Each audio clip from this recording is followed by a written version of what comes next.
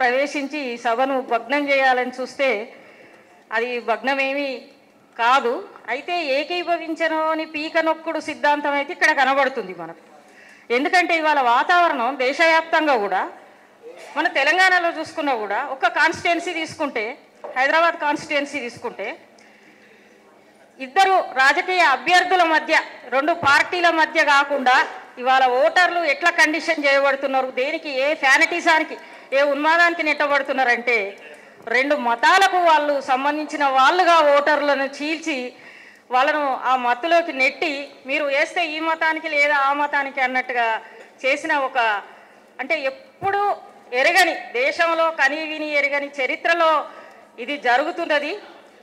అక్కడ కూడా entertainment, political entertainment జరుగుతున్నది. అది కూడా ఏంటిది, వాయిలెన్స్ ద్వారా, విద్వేషం ద్వారా ఒక ఎంటర్టైన్మెంట్ చూపిస్తున్నారు మనకు.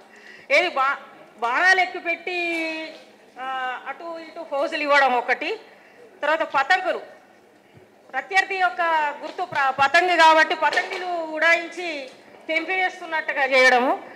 అట్లా ఒక రెండు గద్దలు, రెండు పీతిరి గద్దలు రెండు ఇంతింత ముక్కులు పెట్టుకొని కొట్లాడుకుంటున్న ఒక దృశ్యం అయితే తప్పకుండా మనకు ఆ వీడియోలు చూస్తే కనబడేటట్టుగా చేస్తున్నారు.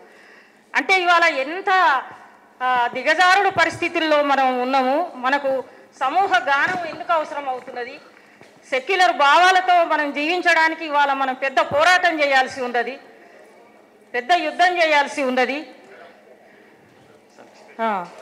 ప్రత్యామ్నాయ భావజాల నిర్మాణం చేసుకోవాల్సి ఉన్నది. సమూహ గానంలో అందరూ కలిసి సమూహ స్వరాలు వినిపించాల్సిన అవసరం ఉన్నది, రచన చేయాల్సిన అవసరం ఉన్నదని చెప్తూ ఈ బుల్లెటిన్లో చాలా విలువైన అంశాలు, సెక్యులరిజం గురించి, సామూహిక చర్యల గురించి చాలా విలువైన అంశాలు ఉన్నాయి. కాబట్టి ఈ బుల్లెటిన్ మీరు అందరూ కూడా తీసుకొని చదవాల్సిందిగా నేను ఈ సందర్భంగా కోరుతూ, దీనికి కృషి చేసిన వారందరికీ కూడా నేను అభినందనలు చెప్తున్నాను.